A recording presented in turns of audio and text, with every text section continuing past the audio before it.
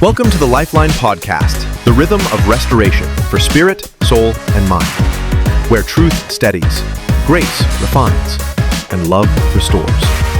Join us now for real conversation with real family. Hi there. Welcome to this episode of the Lifeline. On this episode, I'm going to be a solo teacher once more.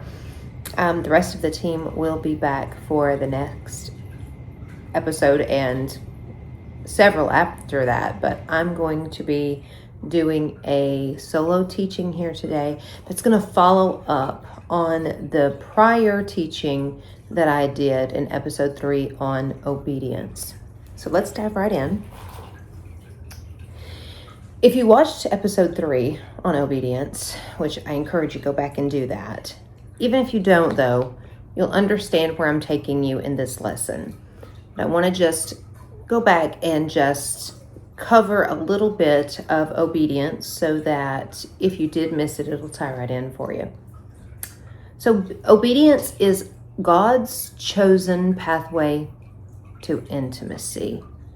Obedience means to turn the entire self to here, to turn the entire self toward the one who is speaking.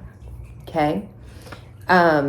It has less to do with action and more to do with turning. Okay? Specifically turning and hearing. So with that in mind, I want to talk to you today about resonance. Resonance, like someone will say, oh, well, that resonates with me. What does that mean? Why is it important? What does it have anything to do with obedience? I'm glad you asked.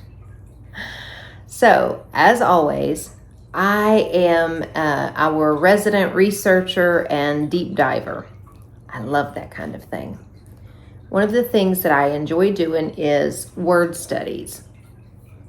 This is a word study that I did recently. I believe the Lord directed me to this word, resonance.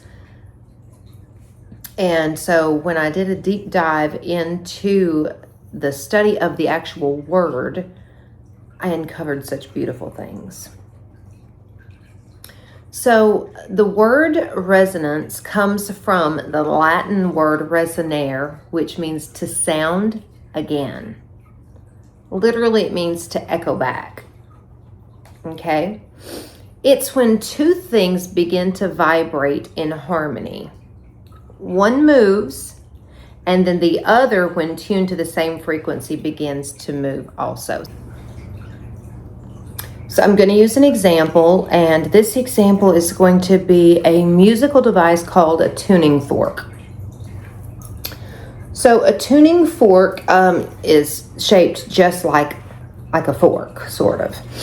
It is a metal device, and when you strike it, it vibrates.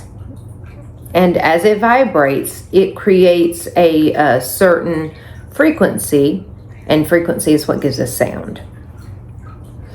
And so you can have a tuning fork that's tuned to the key of C, for example. You can strike the tuning fork,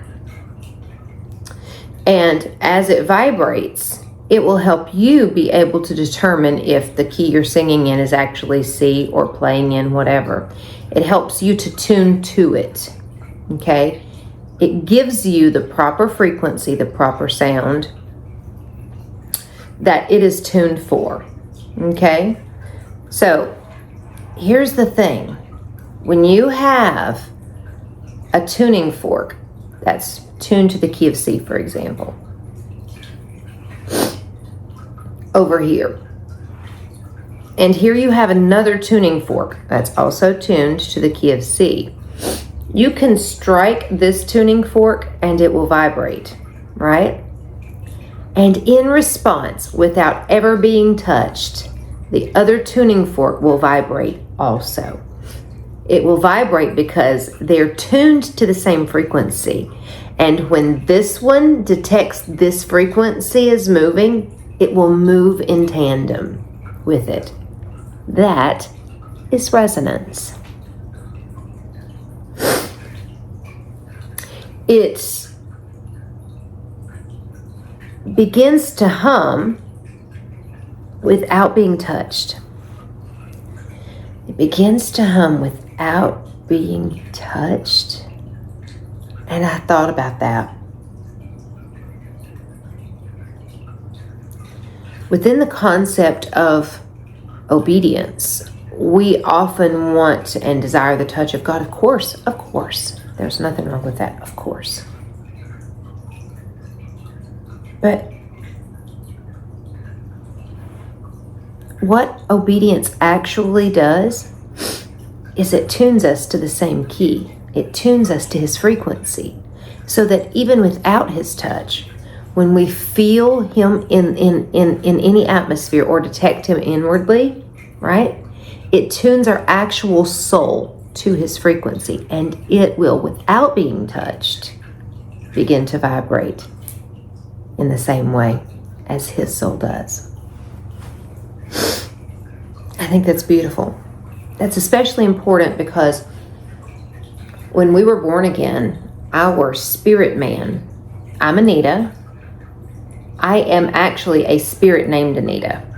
Okay, that's primarily who I am. I have a soul, which is my mind, will, emotions, intellect, imagination, intuition.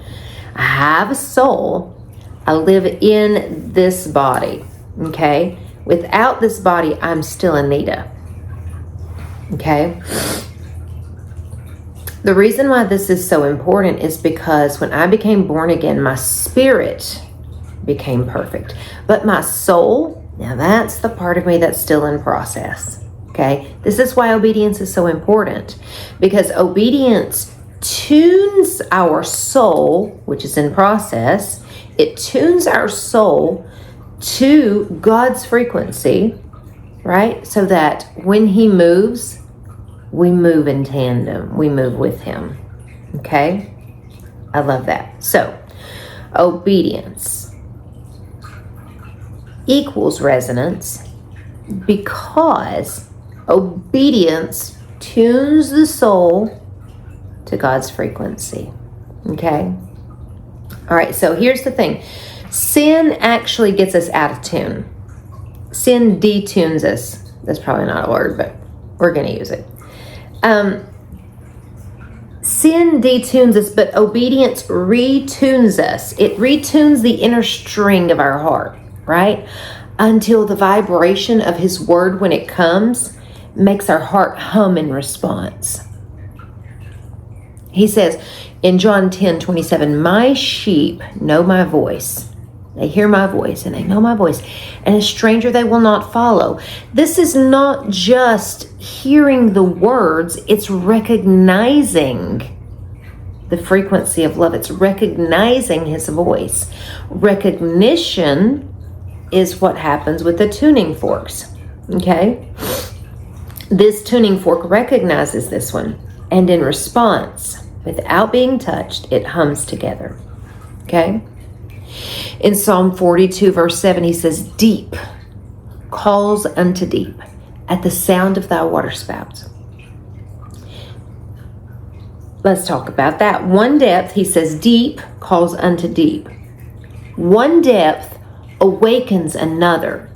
The sound of his depth stirs the depths in me. How is that possible? Through resonance. Romans 8:16, he says, the Spirit himself, Holy Spirit, bears witness with our spirit. How's that possible? Well, that's resonance. The bearing witness, that's the two tuning forks. This tuning fork is bearing witness to this one, right? His spirit is moving. His spirit is vibrating, right? And mine resonates, right? Because it is tuned with his. It bears witness. Okay? Resonance is not just mimicking. It's not just this one doing what this one's doing. It's actually communion. They're in a shared space, sharing frequency, sharing sound, sharing intimacy. It's actually communion. Obedience retunes us so that we can do that. I love that. So So resonance is not just about mimicking, it's actually communion. You're not just doing what he says, you're vibrating with what he feels. And that's a different layer. That's a different type of intimacy. To do what somebody else is doing is one thing, but to feel what they're feeling and respond the way that they're responding, that's deeper. That's intimate.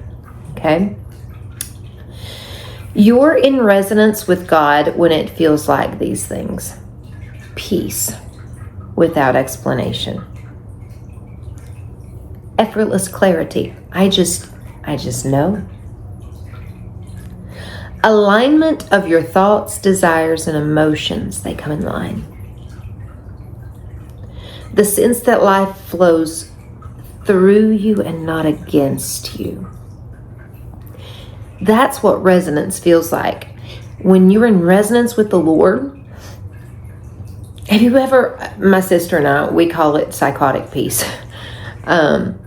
Meaning that it doesn't make any natural sense. There's no reason with all of the stuff that's happening why we should have this inner peace. And yet sometimes we do. And so we'll be like, it's that psychotic peace. That's what I'm talking about, though. When you're in resonance with God, you have this peace that has no explanation. You can look around and everything is just falling apart, and yet you're standing in this place of peace that makes no sense, right? That's when you're in resonance. Now, the opposite of resonance is called dissonance. Dissonance feels like restlessness and resistance. It feels like internal conflict, like I know, but I can't settle. It feels like mental noise and anxiety, fragmentation. When we are in dissonance, that's what's happening. All right. So, when God gives a command, his word comes forth, he whispers to your heart, any kind of communication from him at all, you hear a teaching that resonates with you, that is God striking the note on the tuning fork. Let me do it like that. Striking the note on the tuning fork. He's striking a note.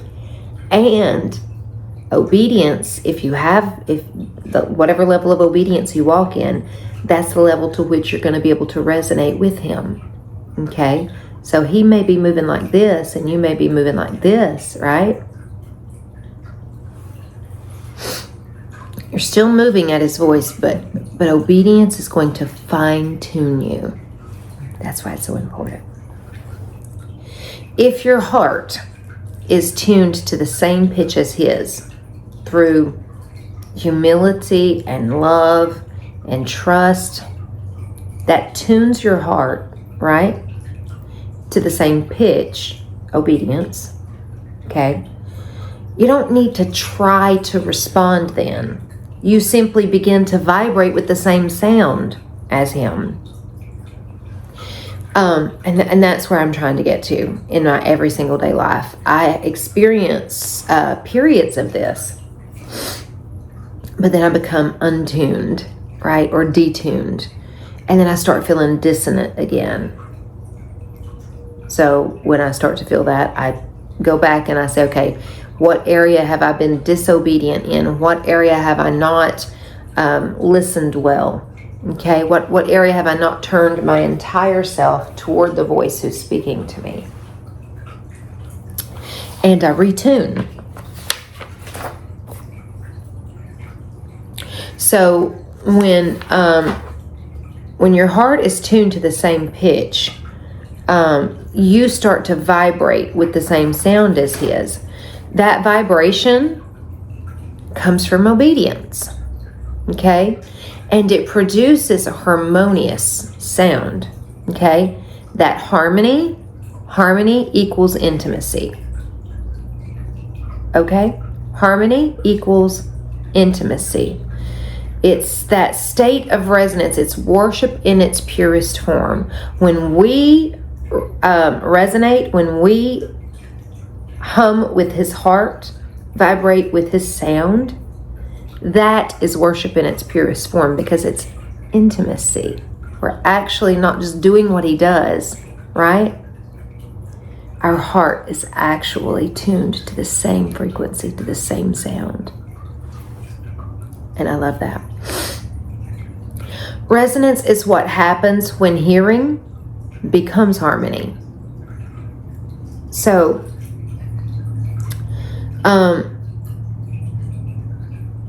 I don't know if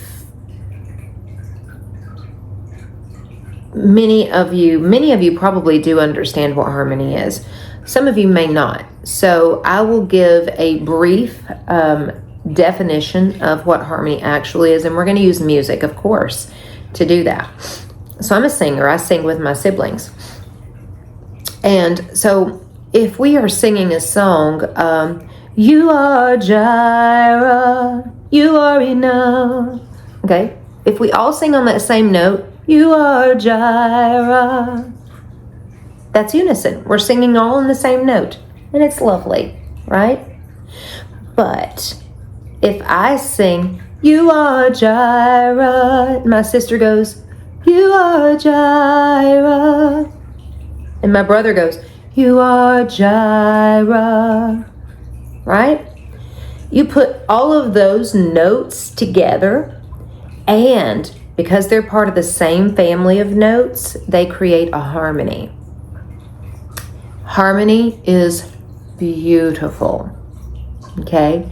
It's everybody singing in the same key, but within that key, it's a family, there's different notes that can be sung, and they complement each other.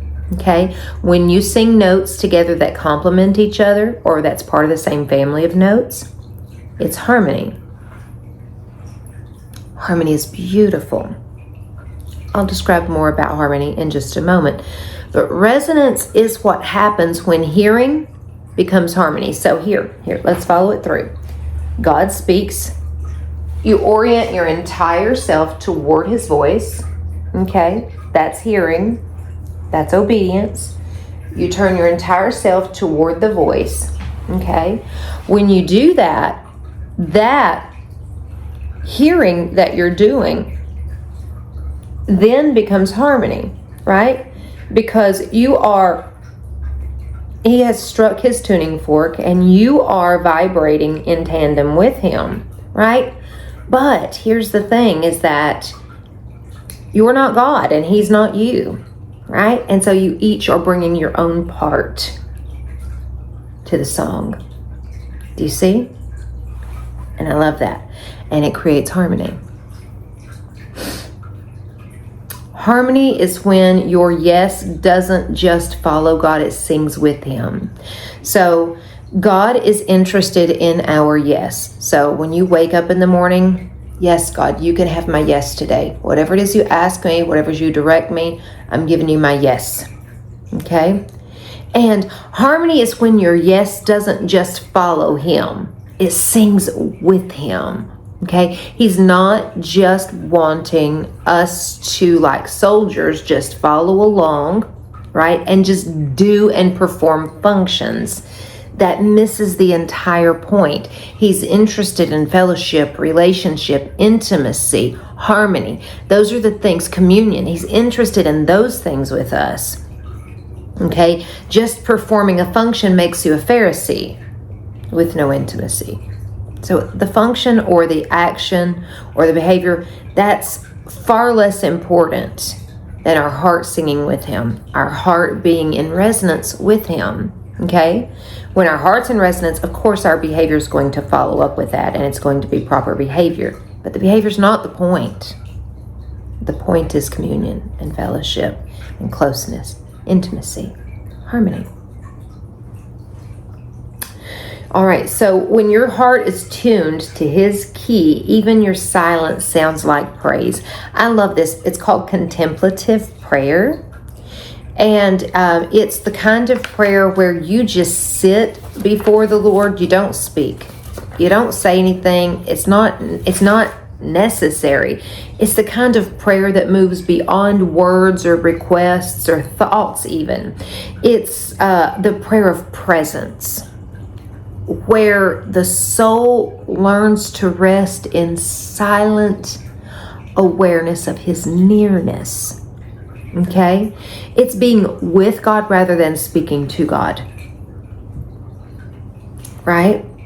It's the soul's resting gaze on God. It's an inner stillness in which we no longer seek to manage the encounter, but simply let ourselves be seen and loved. It's silent love, right? Contemplative prayer. That's actually a form of prayer. And that's what I'm talking about here. When your heart is tuned to his key, even your silence, contemplative prayer, sounds like praise. So, here's the process.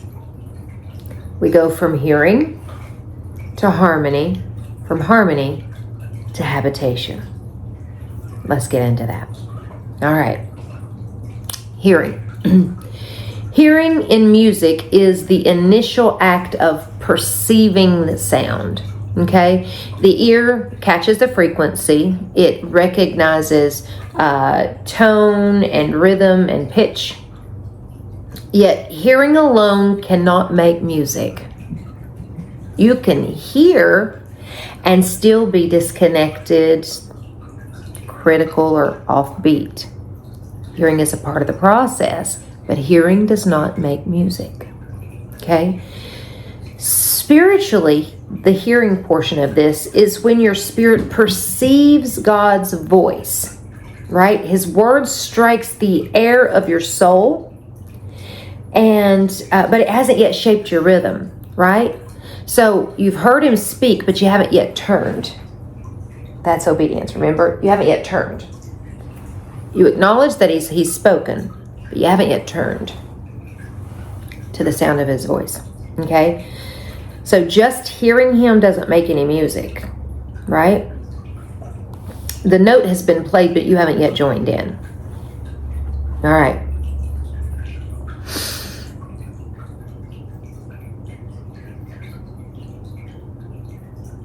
So when God speaks, it's not just information.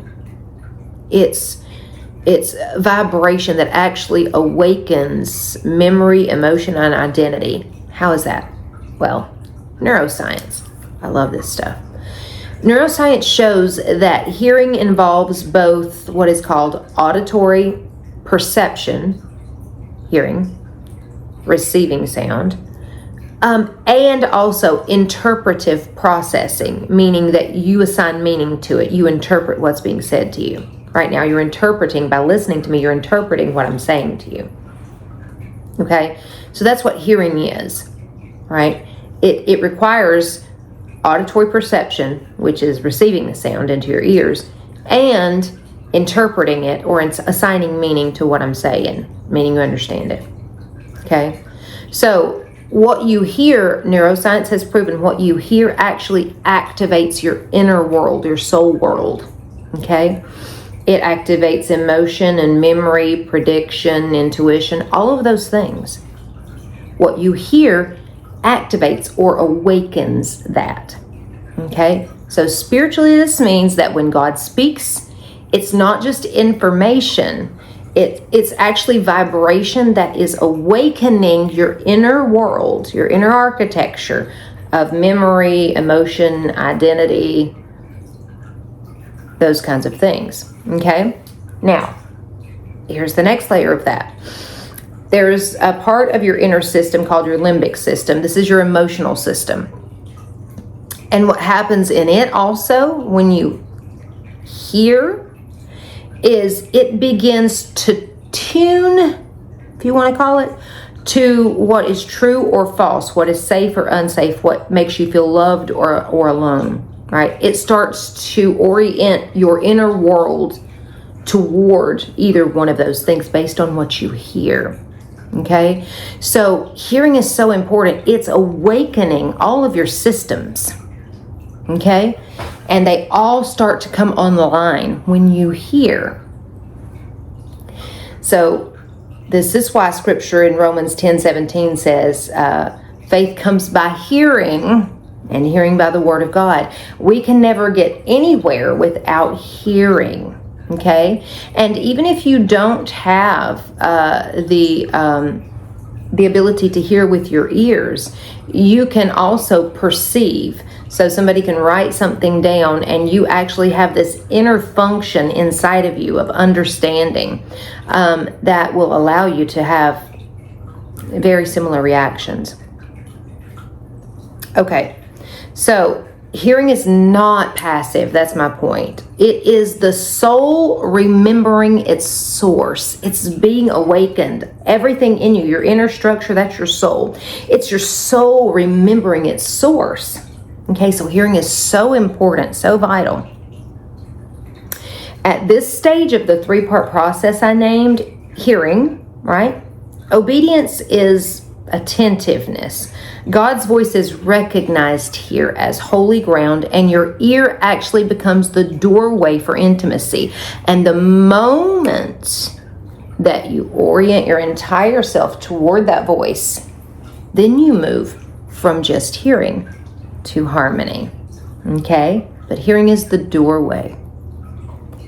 All right, now let's move into harmony.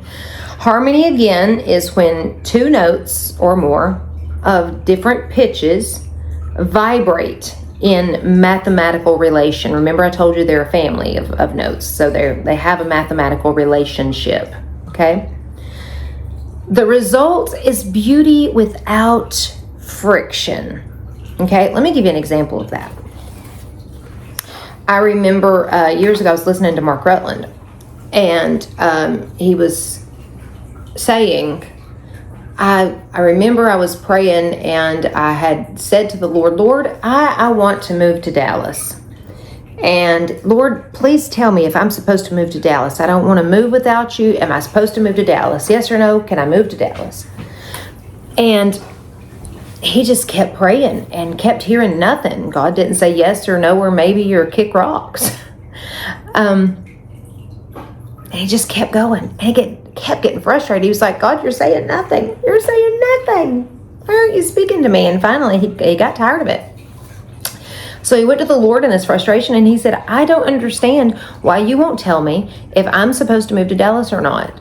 And the Lord spoke to him and said, Mark, do you want to move to Dallas? And he said, yes. He said, then move to Dallas. And Mark was just like, you mean you don't mind if I move to Dallas? And he's like, who do you think put the desire to move to Dallas in you? Right? But Mark was so wanting to have, the whole process laid out for him that he failed to realize that inside of himself was already this resonance, right? It was this beauty with no friction that the Lord was trying to build in him. Okay? So, dissonance creates friction. Resonance creates rest. Let me say it in this way. Dissonance is when things are off key. All right? Dissonance creates tension and friction. But harmony, resonating with God, resonance creates rest. So, spiritually, harmony begins when what you've heard now shapes how you move. Okay, remember I said that hearing alone is not the point. It's the doorway, right, into obedience. But obedience requires the turning of the entire self toward the voice that you're hearing. Okay? And so that's what harmony does. Harmony begins when what you've heard now shapes how you move. So you're turning your entire self.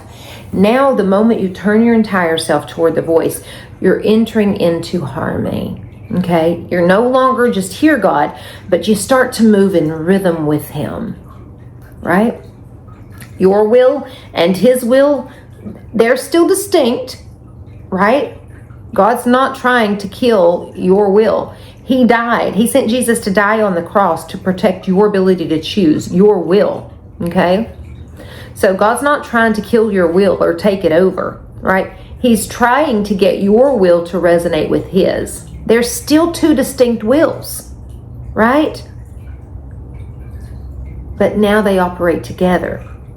This is what Jesus said when He said, not my will, but your will be done. He was saying the tuning fork that needs to be struck here is not mine. I don't need you to try to tune to me, God, Father. I want to tune to you. He wasn't saying destroy my will, right? He was saying one of us has to produce the sound and the other resonate with that sound. And I want the one who gets struck to produce the sound. I want that to be you, Father. I want that to be your will, this tuning fork to be your will, right? And I want to resonate with it, not the other way around, right? So it's a duet. It's not a solo, okay? So, in the body, there's something physiological, and I know that that's a big word, but there's something that happens in the actual body when somebody that you love speaks calmly. Let's say that you can be having a tough day or whatever it is. Somebody that you truly love, right, and that loves you, you know that they love you. When they speak to you calmly, I call it low and slow, but they begin to speak to you in a way that is calm and loving and understanding, just calmly. When they do that, your heartbeat actually slows down. Your actual breathing slows down to match theirs, right? It's something called physiological harmony. Now, this is fascinating to me. When someone that I love speaks calmly to me, I've done this with my kids all throughout the years.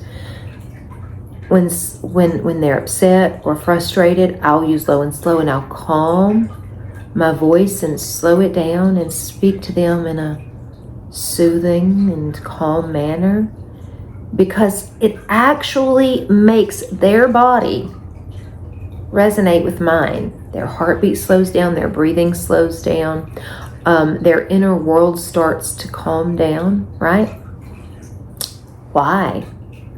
Because someone you love is speaking to you. Someone you love is vibrating, right?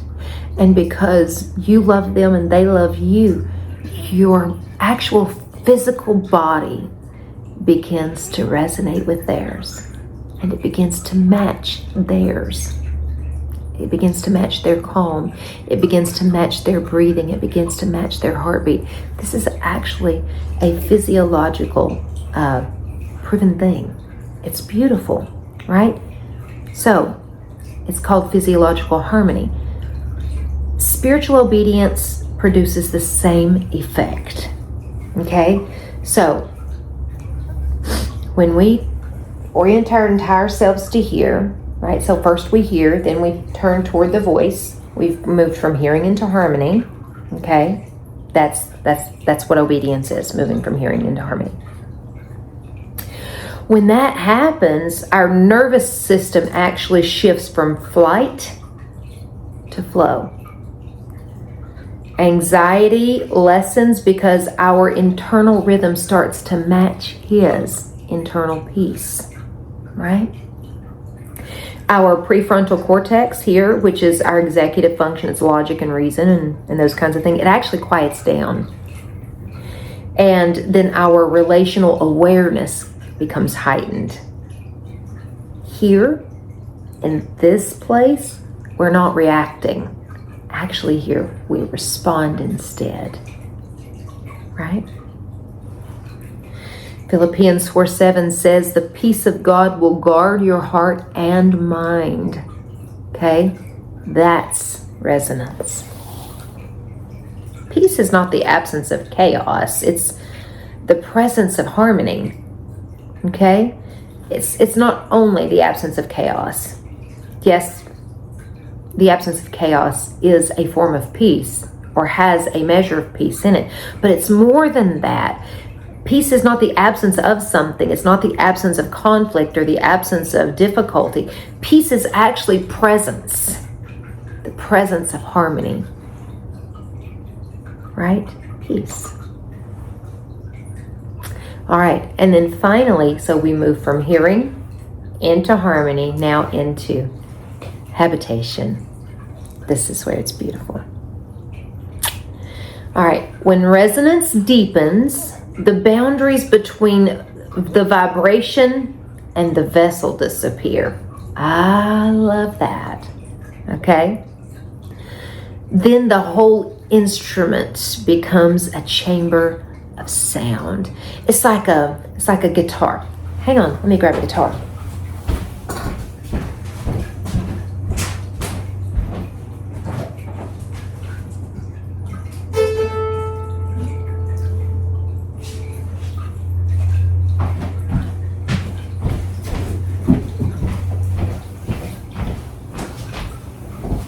This is actually a mandolin. Same premise. All right, so this mandolin does not play music. It actually houses music. How is that possible? All right, so look at this. This is the body of the mandolin, okay? And it has these holes here, right? So that when a chord is struck, right? Yes, the string is being plucked, and so it's producing a sound, but the actual instrument here is housing the sound. This body here, this vessel, is actually housing the sound that's being produced.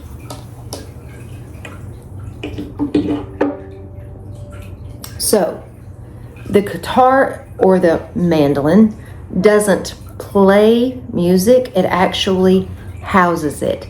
It becomes the habitation for the sound. All right. We are the same. We are like a mandolin, okay? And when a chord is struck in us, we begin to resonate. And as we resonate, the deeper the resonance, we actually, the moment we start to resonate though,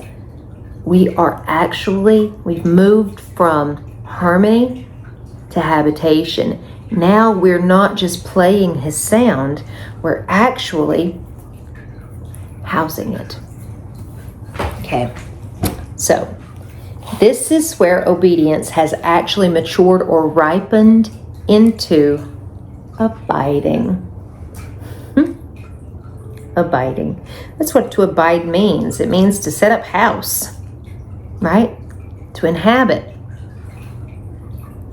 So we're no longer at this point striving to hear. We've already turned, right?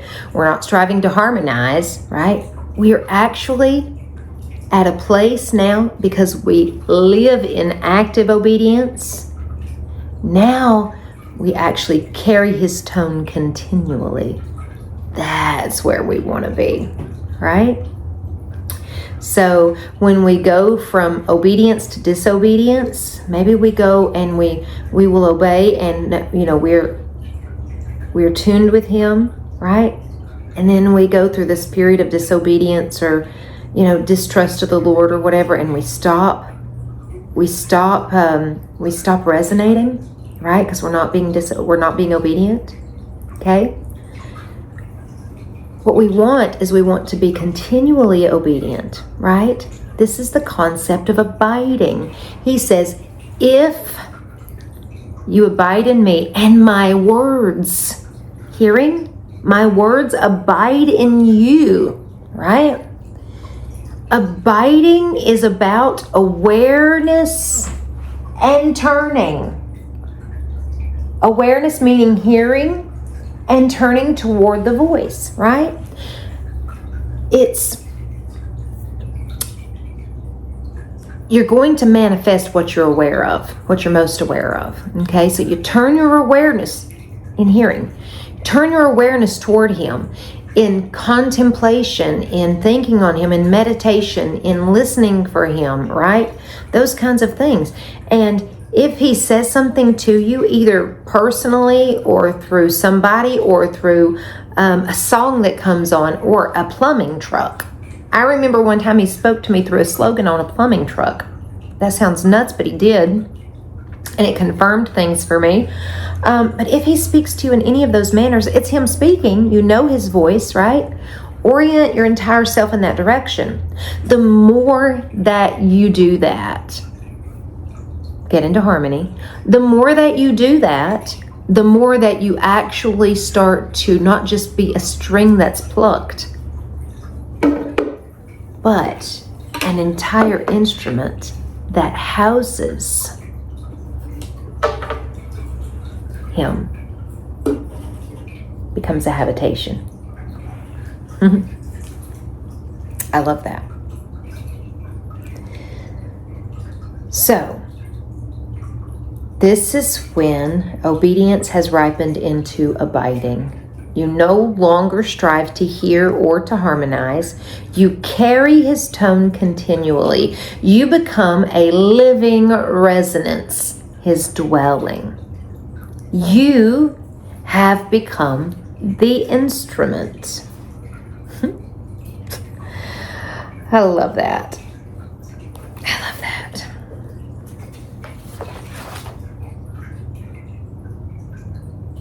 All right. Neuroscience. I love this kind of thing. All right. In the brain, repeated things, repeated synchronization, doing things together, right? The tuning fork together. Repeated synchronization, okay? Creates something called neuroplastic imprinting. You don't have to remember that, right? What that is it creates actually new pathways of stability. So the more that we are in resonance, right? Our nervous system actually, and our brain actually creates whole new neural pathways of stability. So the more often your mind and your body experience peace in God's presence, resonance, the more easily your nervous system, your emotional system actually defaults to that. It will realize the pattern and will adjust itself to match that. Who don't need that? I do. This is actually how habitation forms, okay? How habitation forms is through these new pathways, right? Because we're in synchronization being formed, so that it becomes second nature to be with the Lord. It becomes second nature to hear Him, to listen to Him, to turn toward Him, to harmonize with Him, right? That second nature is what I'm talking about with habitation. This is how habitation forms, through repetition of harmony until harmony becomes home. That's what I was talking about earlier, contemplative prayer where you just sit in His presence in silence, and consistent obedience. It doesn't just please God. Those two things actually rewire you. Contemplative prayer, consistent obedience actually rewires your system, right? Your actual neurons learn the rhythm of divine rest, and your whole entire self lines up with that. It becomes your spiritual default mode, right? Your spiritual default mode shifts from self-preoccupation to divine communion. It becomes us, not me, right? Us, not me. I love that. Habitation is when obedience has matured into harmony, and harmony has matured into presence. It's when God no longer visits but abides. Now, if you've been born again, the Lord is with you. He never leaves you or forsakes you. I'm talking about a different type of abiding, right? I'm talking about His known and felt presence, okay? In this place of habitation, your heart becomes His frequency chamber. Every thought and gesture and even silence actually hums with His tone. Right? All right, so let's break it down. Hearing. You stand before the song. Right? Harmony. You sing within the song. Habitation. You become the song. Love that. You and the composer share one melody, one breath, one love. Acts 17:28 says, in Him we live and move and have our being. That's habitation. I love that. So in the end, obedience doesn't lead us to conformity. It leads us to union, right? It causes us to resonate with Him. The more we resonate with Him, the more He becomes, or we become, a habitation. I love that. All right. So resonance is the music of intimacy. It begins when the heart hears. It matures when the heart harmonizes. And it culminates when the heart houses the presence. Obedience is not the discipline of servants. It's the tuning of lovers. And the reward of a tuned heart, it's not applause. It's inhabited peace. I hope that this message has resonated with you. And I hope that you have found something in it that will orient your heart in His direction.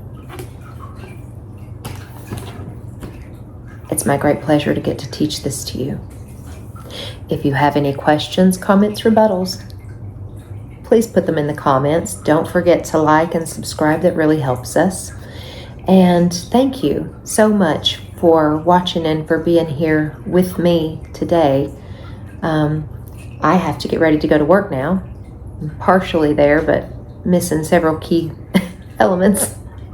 So I have to go get ready for work now, but I'm grateful to get to share this with you and to hopefully impact your life in a positive way. Until our next episode, be loved, be blessed, and know that you're known. Thank you for joining the Lifeline. Remember, healing happens in the heartbeat between surrender and restoration. Join us again for another heartfelt conversation that brings light and revelation. See you next time.